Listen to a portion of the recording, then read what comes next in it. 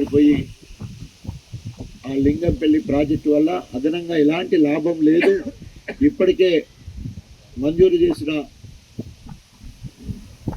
పనులతో సస్యశ్యామలంగా గణపురం ఉంది. అన్ని నియోజకవర్గాలు 1,00,000 లోపు ఉంటాయి. గణపురం నియోజకవర్గంలో 1,39,000 ఎకరాల ఆయకట్టుకు స్థిరీకరించడం జరిగింది. దానికి అదనంగా మళ్ళీ దాదాపు 134 కోట్లతో ఎత్తు ప్రాంతాలైన లింగంపల్లి, శ్రీపతిపల్లి, కొండాపూర్, తీసర, వేలేరు, తండాలు, నారాయణగిరి, దిగువ ప్రాంతంలో మల్లక్పల్లి, ధర్మాపురం, వంగాలపల్లికి నీళ్ళిచ్చే కార్యక్రమానికి శ్రీకారం చుట్టడం. అదేవిధంగా రఘునాథ్పల్లి మండలంలో కోమల్ల, గోవర్ధనగిరి, కుర్చపల్లి ఆ 3 గ్రామాలకు కూడా నీళ్ళు వచ్చే విధంగా పనులు జరుగుతూ ఉన్నాయి.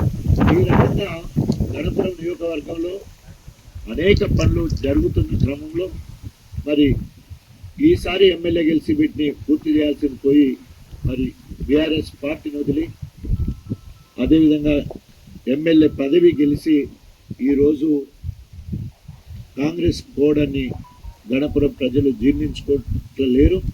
అందుకని ఏ ఊరికి పోయినా కూడా నడిహింసని ఓడగొడతాం, ఊళ్ళోకి రానీయం, రకరకాల దుష్పాషలు కూడా ఆడుతున్నారు.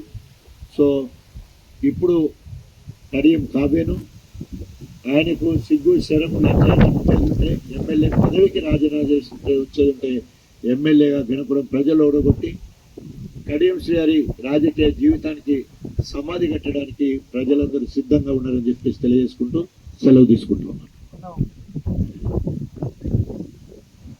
రాజయ్య పైన ప్రేమ ఉంటే మాజీ ముఖ్యమంత్రి కేసీఆర్కు పార్టీలోకి తీసుకున్నప్పుడు ఎందుకు ఎంపీ పదవి ఇవ్వలేదని చెప్పి ఒకటి విమర్శ చేశారు. రెండవది రాజయ్యకి ఎంపీ టికెట్ ఇస్తే ఉంటే బరిలో ఉంటే ఆ తమాషా మజానే వేరు ఉండదని చెప్పేసి ఒకటి విమర్శించారు రాంపూర్ ఎన్నికల ప్రచారం. చాలా థ్యాంక్ యూ. కడియం శ్రీహరి గారికి నా పనితనం గురించి, ప్రజల్లో తిరుగుడు గురించి వారికి బాగా తెలుసు. నేను ప్రజల్లో ఉండి నిత్యము ప్రజల మధ్యలో ఉంటుకుంటూ ప్రజానాయకుడిగా నేనున్నాను.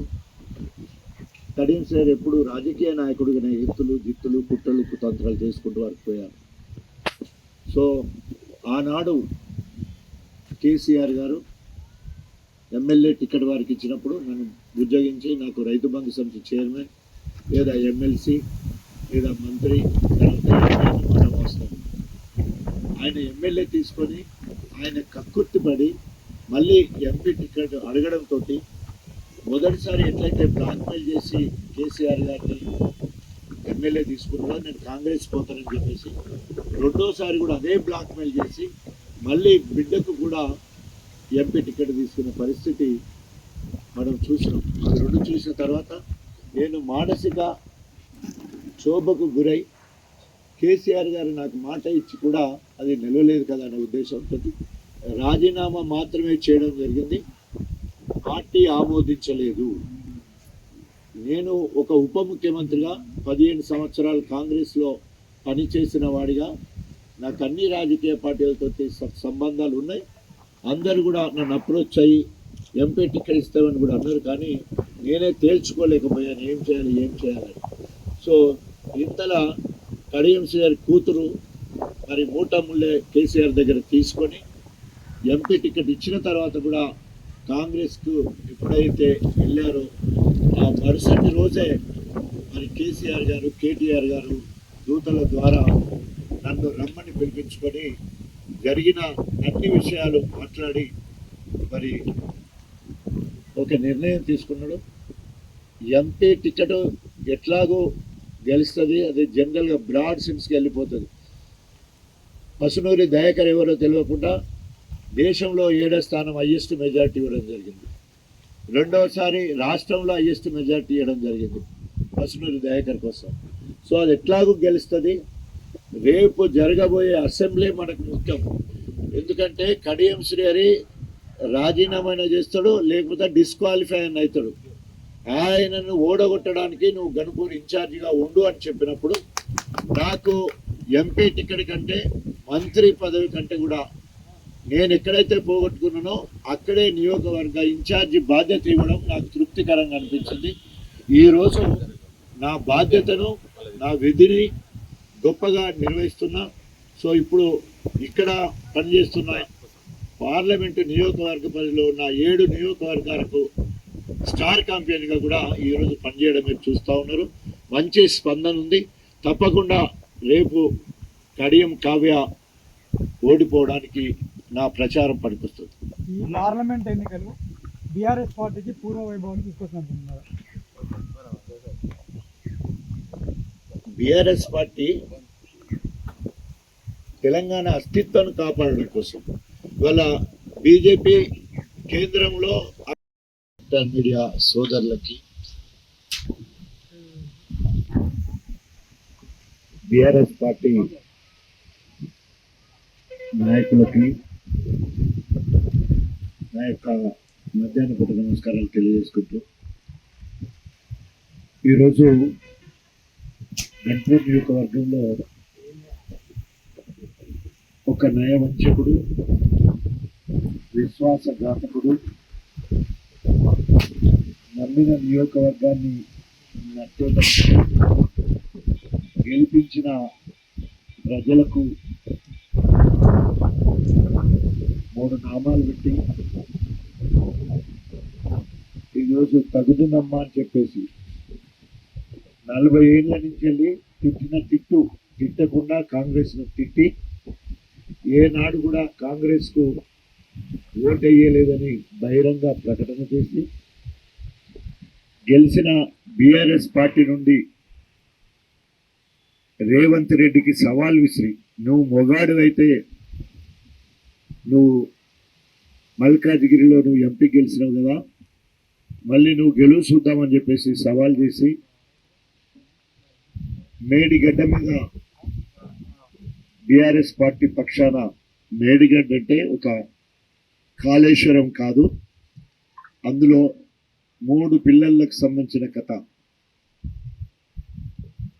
రిపేర్ చేసుకుంటే ఎస్టిమేషన్ వేసి కంపెనీ ద్వారా రిపేర్ చేసుకుంటే అయిపోయేదానికి దాన్నే భూతద్దంలో చూపిస్తున్నాం అని చెప్పడం జరిగింది. 6 నెలల్లో కాంగ్రెస్ పార్టీ కూలిపోద్ది అని చెప్పేసి అప్రజాస్వామికంగా ఇలా ఉన్నప్పుడే మాట్లాడడం జరిగింది. అట్లా మాట్లాడి అట్లా తిట్టి ఆ పార్టీలోకే పోయినావంటే నీ బేరం ఎంత, నువ్వు ఎంత మాట్లాడుకున్నావు. అందరు అంటున్నారు, యూట్యూబ్ ఛానల్లో కూడా చూస్తూ ఉన్నాం, కేశవరావు గారు, మేయర్ విజయలక్ష్మి వాళ్ళిద్దరూ సెక్రటరీ జనరల్ అంటే పార్టీలో 2nd పొజిషన్లో ఉన్న అతను, ప్రభుత్వంలో ఉప ముఖ్యమంత్రిగా చేసిన ఇతని కూతురు.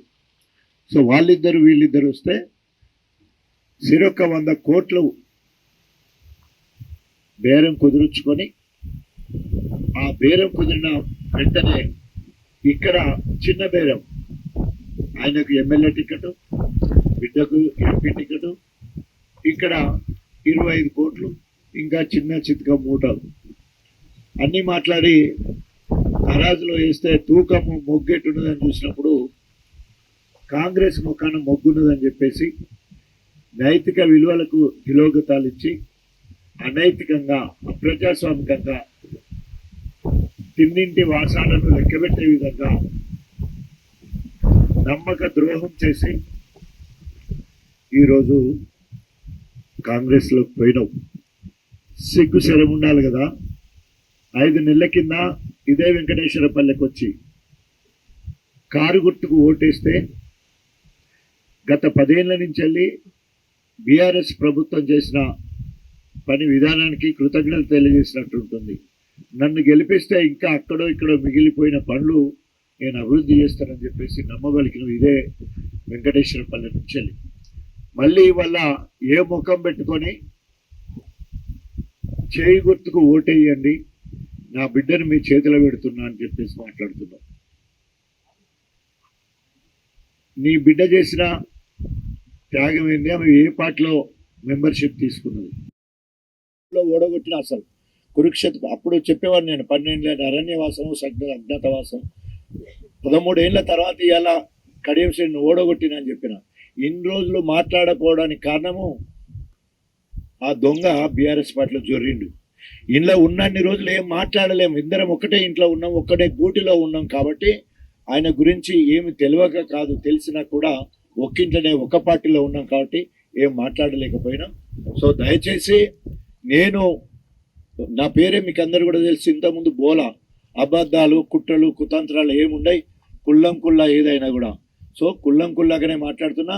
నేను అనేక సందర్భాలు నేను కడియం శ్రీహరి గారి మీద చేసే ప్రతి అభియోగానికి నేను సాక్ష్యం, ఒకవేళ తప్పైతే జైలుకు పోవడానికి సిద్ధమని చెప్పేసి నేను తెలియజేసుకుంటాను. టీఆర్ఎస్ పార్టీ 2014 ఇతర పార్టీలకు సంబంధించిన ఎమ్మెల్యేలను తీసుకొని మంత్రి పదవులు ఊడించారు. వారితో ఒక్కరితోటైనా రాజీనామా చేయించిందా? ఈ రోజు బీఆర్ఎస్ నాయకులు నాపై ఇట్లా రాజీనామా కోసం అడగడం ఏంటి అంత? అది కడియం శ్రీహరి రాజకీయ అవగాహన లేనితనానికి సిగ్గుపడాల. సో రాజకీయాలలో 2/3 మెజారిటీ ఎమ్మెల్యేలు కనుక పార్టీ మారేది ఉంటే, అభివృద్ధిని దృష్టిలో పెట్టుకుని 2/3 ఎమ్మెల్యేలు కనుక అధికార పార్టీలకు మారేది ఉంటే ఈ పార్టీ ఫిరాయింపుల చట్టం వర్తించదు. ఓన్లీ పార్టీ విలీనమైనట్టు ఉంటుంది, సపోర్ట్ చేస్తున్నట్టు ఉంటుంది తప్ప. సో వాళ్ళ ఎలక్టెడ్ వాళ్ళ దాని లెక్క ఎట్లున్నదో అట్లాగే ఉంటుంది. ఎప్పుడైతే మా పార్టీ వాళ్ళు బీఆర్ఎస్ పార్టీ కూడా వైఎస్ రాజశేఖర రెడ్డి సమయంలో రాజీనామా చేసినప్పుడు 2/3 మెజార్టీ పోలేదు కాబట్టి అప్పుడు ఎలక్షన్లు వచ్చినాయి. ప్రతి సందర్భంలో టీడీపీ వాళ్ళు పార్టీ మారి టీఆర్ఎస్లోకి వచ్చినప్పుడు కానీ, మొన్న కాంగ్రెస్ వాళ్ళు మారినప్పుడు వచ్చిన వాళ్ళు కానీ 2/3 ఉంటే మాత్రమే కేసీఆర్ గారు తీసుకున్నాడు. సో ఆ రకంగా తీసుకోవడం వల్లనే వాళ్ళ మీద బహిష్కరణ వేటు కానీ ఫిరాయింపుల చట్టం వర్తించలేదు. అందుకనే వాళ్ళకు డిస్క్వాలిఫికేషన్ కాలేదు వాళ్ళు. అట్లాగే స్పీకర్ కూడా వాళ్ళ రిజిస్ట్రేషన్ ఆమోదించలేదు, వాళ్ళు రిసిగ్నేషనే చేయలేదు. మీరు రాజీనామా చేయకపోతే మీరేమన్నా చర్యలు ఏమన్నా ఉంటాయని? అదే ఇప్పుడు మా పార్టీ పరంగా ఆల్రెడీ బీఆర్ఎస్ పార్టీ పరంగా హైకోర్టులో కేసు వేయడం జరిగింది. తర్వాత స్పీకర్ కూడా కంప్లైంట్ చేయడం జరిగింది, ఆయన సస్పెండ్ చేయాలని చెప్పేసి. సో తప్పకుండా చట్టాలు ఉన్నాయి, వాళ్ళు నిర్ణయం తీసుకుంటారు. ఈయనకు నైతిక విలువలు ఉంటే రాజీనామా చేస్తాడు. మరి డిస్క్వాలిఫికేషన్ కనుక ఏదంటే 6 సంవత్సరాలు పోటీ చేయకుండా ఉంటాడు. ఆయన పోటీ చేయకుండా బతుకుతాడా? సో బతకడు కాబట్టి తప్పకుండా రాజీనామా చేస్తాడని మేము అనుకుంటున్నాం. అందుకని కేసీఆర్ తప్పక 3 నెలల్లో ఎలక్షన్లు వస్తుంది అని చెప్పేసి ప్రకటించడం కూడా జరిగింది. అప్పుడే అభ్యర్థిని కూడా రాజయ్య తప్పకుండా కడియం శ్రీహరిని ఓడగొడతాడు, రాజయ్య ఎమ్మెల్యే అవుతాడని కూడా చెప్పింది. ఆశీర్వాదం నాకు చాలు. తప్పకుండా ఇప్పటి నుండి గణపురం నియోజకవర్గంలో యథావిధిగా గతంలో ఏ రకంగానైతే ప్రజల దగ్గర పనిచేసినాం, రాబోయే రోజులలో కూడా అట్లాగే పనిచేస్తాం. కాంగ్రెస్ పార్టీలో ఉన్న కడియం శ్రీహరి నా టార్గెట్. తెలంగాణ గురించి కానీ, తెలంగాణకు వచ్చే కష్టాల గురించి కానీ, తెలంగాణ అవసరాల గురించి కానీ మరి ఆనాడు విభజన జరిగినప్పుడు ఏర్పడ్డ హామీలు నెరవేర్చడంలో ఇది కోచ్ ఫ్యాక్టరీ కావచ్చు, బయ్యారం ఉక్కు ఫ్యాక్టరీ కావచ్చు, తర్వాత నవోదయ పాఠశాలలు కావచ్చు, అదేవిధంగా మెడికల్ కళాశాలలు కావచ్చు, అనేక రకాలుగా నష్టం జరిగింది. అవన్నీ మరి విభజన చట్టంలో పొందుపరిచిన అన్ని కూడా అమలు కావడం కోసం తప్పకుండా బీఆర్ఎస్ పార్టీ ముందుండి పనిచేస్తుంది. కేవలం కడియంను తిట్టడానికి తాటికొండ రాజయ్యను బీఆర్ఎస్ లోకి కేసీఆర్ మళ్ళీ తీసుకోవడం జరిగిందని చెప్పి కడియం కామెంట్ చేస్తున్నారు. దాంట్లో మీ కామెంట్? నా జీవితంలో ఈరోజు మీరు మరో రాజయ్యను చూస్తున్నారు. 30 ఏళ్ళు 40 ఏళ్ళ తర్వాత ఈగిల్ డేగా ఎత్తైన ప్రదేశానికి పోయి తన ముక్కును పదనుగా చేసుకుంటుంది, తన ఈకలను పీకేసుకుంటుంది, గోర్లను పదును చేసుకొని రంగంలోకి దిగుతుంది, మళ్ళీ వేటాడుతుంది. అలా మరో రాజన్నని ఇప్పుడు చూస్తున్నారు. రాబోయే రోజులలో చెడుగుడు ఆడడం ఇప్పుడు కొత్త కాదు, ఇక ముందు ఇంకా చాలా ఎక్కువ ఉంటుంది. ఇది నిజమైన మాదిగ బిడ్డ మాట్లాడే మాట. ఎప్పుడూ ఒక తీరుగానే ఉండరు. పాండవులు 12 సంవత్సరాలు ఓపిక పట్టిండ్రు. కానీ మతం విషయంలో కానీ ట్రాన్స్పరెంట్గా పారదర్శకంగా ఉండవలసిన అవసరం ఉన్నది. ప్రజలకు జవాబుదారిగా ఉండవలసిన అవసరం ఉన్నది. నీ చదువు, నీ వ్యక్తిగతం, నీ ఉద్యోగం నీ వ్యక్తిగతం, నీ నీ నీ ప్రేమ వివాహం వ్యక్తిగతం. కానీ ఎప్పుడైతే ప్రజా జీవితంలోకి వచ్చినప్పుడు ప్రజలకు జవాబుదారీగా ఉండాలి కదా. మొత్తం కూడా వరంగల్ పార్లమెంట్ ఎన్నికలు మొత్తం కూడా కులం చుట్టూ మతం చుట్టే తిరుగుతూ ఉన్నాయి. సమాజము గమనిస్తూ ఉన్నారు. నాకు బయళ్ళ కులస్తులంటే వినలేని గౌరవం. మారపాక మనోహర్ అని కళ్యాణ్ నివాసి బయళ్ళ కులస్తుడు. కడియం సరి బయళ్ళ వాళ్ళని దగ్గరికి తీసుకెళ్ళాడని ఆయన తీసుకొని నేను జనగాం జిల్లా ఉపకులాల అధ్యక్షుడిని చేయడం జరిగింది. ఉపకులాల మీద నాకు నిర్మాణంతో గణపురంలో 3,000 మందితోటి అన్ని 57 ఉపకులాల అన్ని చిన్న చిన్న కుల డక్కలి, సింధు, మాస్టి, గోసంగి, బుడగ జంగాలు, అదేవిధంగా కాటిపాపల అందరినీ కూడా తీసుకొచ్చి ఆత్మీయ భోజనం పెట్టి ఆత్మీయ సమావేశం ఏర్పాటు చేయడం జరిగింది. నేను మాదిగ కులంలో పుట్టినందుకు గర్వపడుతూ నా తోటి కులాలను కూడా గౌరవిస్తున్నా. ఈరోజు కాంగ్రెస్ పార్టీ మీద మాకు కోపం, మాలల మీద మాకు కోపం లేదు. దయచేసి ప్రెస్ వాళ్ళు రాయాలి. మాలల మీద మాకు కోపం లేదు, బయళ్ళ కులం మీద మాకు కోపం లేదు, ఏ కులం మీద మాకు కోపం లేదు. సామాజిక న్యాయం అన్నప్పుడు రాజకీయ పార్టీలు పాటించాలనే ఉద్దేశంతో మాత్రమే మేము మాట్లాడుతున్నాం. ఇది రేవంత్ రెడ్డి పిసిసి అధ్యక్షుడిగా, రాష్ట్ర ముఖ్యమంత్రిగా ఆయన బాధ్యత అన్ని కులాలను గౌరవించడం. ఈరోజు 3 ఎంపీ స్థానాలుంటే 2 మాలలకిచ్చి నువ్వు ప్రశ్నించిన కడియం శ్రీ బయన్లకు టికెట్ ఇవ్వడం మాదిగలకు తీరని అన్యాయం జరిగింది. 12% ఉన్న మాదిగలకు కంటోన్మెంట్ ఇవ్వలే, ఈ 3 ఎంపీ స్థానం ఇవ్వాలి. మేము ప్రధాన ప్రతిపక్షంగా అడిగే హక్కు మాకుంది. రేవంత్ రెడ్డి అన్నాడు, ఈ 5 నెలల పాలన మేము చేసిన విధానాలు మాకు రెఫరెండం అని మాట్లాడినాం. ఏ ఒక్కటన్నా నువ్వు నెరవేర్చినవా? 2,500 రూపాయలు ప్రతి గృహిణికి 18 సంవత్సరాలు దాటిన బిడ్డకి ఇస్తానని ఇచ్చినవా? 2 లక్షల రూపాయలు రుణమాఫీ చేస్తానని చేసినవా? డిసెంబర్ 9 చేస్తానని చెప్పినావు. రైతు బంధు 15,000 చేస్తానన్నావు, 10,000 ఇప్పటికి ఇంకా పూర్తి చేయలేదు. బోనస్ 5,000 ఇస్తానన్నావు, ఇవ్వలేదు. 500 ఇస్తానన్నావు, మొత్తం కలిపి 2,500కు వడ్లు కొన్నానని చెప్పినావు, అది కాలే. కాలేజీకి వెళ్ళే ఆడపిల్లలకి స్కూటీ కొనిస్తానన్నావు. నిరుద్యోగ వృత్తి 4,000 ఇస్తానన్నావు. ఏ ఒక్కడు కూడా చేయకుండా అదనం భారం లేని ఆర్టీసీ బస్సును ట్రిప్పులు పెంచలేదు, ఎక్కువ బస్సులు వేయలేదు. అప్పుడు 25-30 మంది పోయేది, ఇప్పుడు 60-70 మంది పోతున్నారు. ఆడవాళ్ళు కొట్లాడుతున్నారు. ఇదేనా రెఫరెండం? రేపు ప్రజలు కర్రుగాల్చి వార్త పెడతారు. ఎందుకంటే ఇప్పటికైనా దొంగ హామీలు ఇచ్చి అధికారంలోకి వచ్చినాం. ఇప్పుడు ఈ హామీలన్నీ నెరవేరాలంటే ఇప్పటికే తెలంగాణలో ప్రజలందరూ కూడా ప్రశ్నించే గొంతు కేసీఆర్ కావాలని చెప్పేసి బీఆర్ఎస్ పార్టీకి ఓటేయడానికి సిద్ధపడ్డారు. గణపురంలో కడియం కావ్యను ఓడగొట్టడానికి రంగం సిద్ధమైంది. స్వచ్ఛందంగా కడియం శ్రీహరి బిడ్డ కాకపోతే అది వేరే ఒకటి కావచ్చు, కానీ కడియం శ్రీహరి చరిత్ర మొత్తం కూడా ఇక్కడ వెలుగులోకి వస్తూ ఉంది. ఈయన అభివృద్ధి కోసము కాంగ్రెస్ పోలేదు, అభివృద్ధి నిరోధి. అనేక అభివృద్ధి కార్యక్రమాలను ఆపేసిన ద్రోహి. గణపురంలో ఇప్పటి వరకు 100 మంచాల హాస్పిటల్ వస్తే అది ఆపేసిండు. మున్సిపాలిటీ కాకుండా 9,000 ఉన్న వర్ధనపేట అయింది, 23,000 ఉన్న గణపురం కాకుండా చేసిండు. ధర్మశాల టెక్స్టైల్ పార్క్ వస్తే దాన్ని సంఘం తీసుకుపోయిండు. గొప్పగా చేసుకోవాల్సిన ఫైర్ స్టేషన్ గుట్టు చప్పుడు కాకుండా చేసే ప్రయత్నం, 2 సార్లు ఎడ్యుకేషన్ మినిస్టర్గా ఉండి మరి అక్కడ ఒక డిగ్రీ కళాశాల, జనరల్ డిగ్రీ కళాశాల తీసుకురాలేని పరిస్థితి.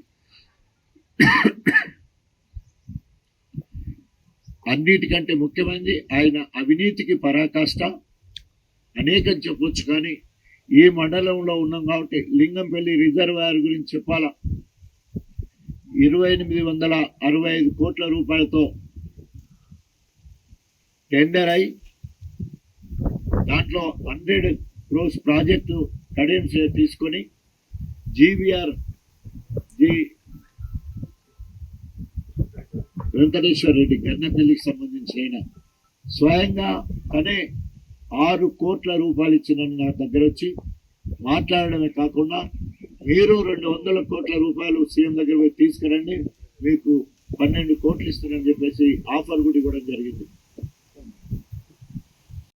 మాట్లాడుతూ సుప్రీంకోర్టు ఏం గైడ్ లైన్స్ ఉన్నది, అయ్యదే కులం అనేది అదొక గైడ్ లైన్స్. మరి నీ అయ్యవాళ్ళు చెప్పని మేము అనేక సార్లు అంటున్నాం కదా. మరి మీ అమ్మ ఇప్పటి కూడా బ్రతికుంది. నిజ నిర్ధారణ అంటే మీ అమ్మ సాక్ష్యం తీసుకోవాలి. నిజ నిర్ధారణ అంటే నువ్వు చెప్పుకుంటున్న మీ అయ్య చనిపోతే నువ్వు తల కొరివి అంటే తల ఇంటికి గుండు గీక్కించుకున్నావా, కారణం ఏంటి తీసుకోపోవడానికి. నీ కథే అట్లున్నదంటే ఈరోజు కడియం కావ్య ముస్లిం సాంప్రదాయ ప్రకారము పెళ్లి చేసుకున్నప్పుడు లవ్ మ్యారేజ్ చేసుకోవడం తప్పు కాదు. దానివల్ల వచ్చే కాన్సిక్వెన్సెస్, దానివల్ల వచ్చే బాధలు అనుభవించడానికి లవ్ మ్యారేజ్లు చేసుకుంటారు. అనేక ఇంటర్కాస్ట్ మ్యారేజ్లు జరుగుతున్నాయి, దానివల్ల వచ్చే బాధలు పడుతున్నారు. నువ్వు అవ కావాలి బువ్వ కావాలంటావు. అటేమో భర్త నజీర్ కావాలి, ఇటు అయ్యే కులం కావాలంటే ఎట్లా వీలవుతాయి. నువ్వు కూడా నీ మతం విషయంలో కావ్య కూడా నిజ నిర్ధారణ చేసుకోవాల్సిన అవసరం ఉంది. కడియంస్ గారి కులం తెలవాలంటే DNA టెస్ట్ చేయాలా. అదేవిధంగా కావ్య ముస్లిం సాంప్రదాయ ప్రకారం పెళ్లి చేసుకున్నదంటే నిక్కా జరిగినప్పుడు green affidavit, red affidavit routine మీద సంతకం పెట్టి పెళ్లి చేసుకోవడం జరిగింది. ఒకవేళ కనుక రిజిస్టర్ మ్యారేజ్ చేసుకుంటే అది వేరు, ఎవరి కులం వాళ్ళకు ఉంటుంది, ఎవరి మతం వాళ్ళకు ఉంటుంది. కానీ నువ్వు ముస్లిం సాంప్రదాయ ప్రకారం పెళ్లి చేసుకుంటావు. ఎంతమందిని మభ్య పెడతారు. చిన్న బిడ్డ పేరు పేపర్లో రాయాలి, అనేక సార్లు పేపర్లు వస్తున్నది. చిన్న బిడ్డ పేరు మెహందీ నజీర్ కడియం. ఇదెక్కడి సంప్రదాయం. అమ్మగారి ఇంటి పేరు ఎక్కడన్నా మన్మరాలకు వస్తుందా? కడియం పేరు పెట్టడంలో అంతరార్థం ఏంటి? వీటన్నిటికీ సమాధానం చెప్పాలా. ఎందుకంటే కావ్య మాట్లాడుతుంది, కడియం కావ్య గారు మాట్లాడుతున్నారు. నేను కాలేజ్ చదివినప్పుడు, డాక్టర్ చదివినప్పుడు, ఉద్యోగం వచ్చినప్పుడు, అది నీ పర్సనల్. ఎప్పుడైతే రాజకీయాలకు వచ్చినావో, ప్రజా జీవితానికి వచ్చినప్పుడు ఒకవేళ నీ కూతురు అయినందుకే ఎంపీ టికెట్ అనుకుంటే, మొత్తము కాంగ్రెస్ పార్టీలో దాదాపు 58 మంది దళిత బిడ్డలు సీనియర్ నాయకులు. మా చెల్లె ఇందిరా గత 10 సంవత్సరాల నుండి పార్టీకి సేవ చేసి కష్టాల్లో ఉన్న కాంగ్రెస్ పార్టీకి అండగా ఉండి 2 సార్లు ఓడిపోయి ఎంపీ టికెట్ అభ్యర్థిగా ప్రయత్నం చేసింది. డాక్టర్ పరమేశ్ చేశాడు, సాంబయ్య చేసిండు, ఇంకా అనేక మంది దళిత బిడ్డలు చేశారు. వాళ్ళందరినీ కాకుండా మరి కడియం కావ్యకు టికెట్ ఇవ్వడంలో అంతర్యమేమి.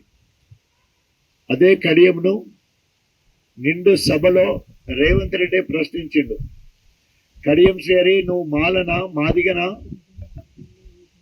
అఖిల పక్షాన్ని పర్వతగిరి పంపి నిజ నిర్ధారణ కమిటీ వేసి పంపించాలి, నీ కులం నిగ్గు తేల్చాలి అని చెప్పేసి ఆ రేవంత్ రెడ్డి నిన్ను ప్రశ్నించిన సంగతి మీకందరూ కూడా తెలుసు. ఇప్పటికే అనేక మంది ఎక్కడైనా ఏదైనా అంశం మీద అభియోగం వచ్చినప్పుడు తేట తెల్లం చేసుకోవాల్సిన బాధ్యత ఉంటుంది. ఎక్కడనో మర్డర్ అయితే ఆ కుటుంబ సభ్యులు లేక పిటిషన్ ఇవ్వాలి, దాంట్లో మాకు ఫలానాల మీద అనుమానం ఉన్నదంటే వాళ్ళని పిలిచి ఎంక్వైరీ చేయాల్సిన బాధ్యత ఉంటుంది. అట్లాగే అనేక మంది తెలంగాణ మొత్తం కోడై కూస్తుంది నీ కులం విషయంలో. మరి ఇప్పటి వరకు 60 ఏళ్ళ నుంచి వెళ్ళి అప్పనంగా ఎస్సీ రిజర్వేషన్ వాడుకుంటున్నావు, కానీ ఎప్పుడు కూడా నీ కుల నిర్ధారణ కోసము మరి ఎప్పుడు కూడా నువ్వు ప్రయత్నం చేయలే. ఏమన్నంటే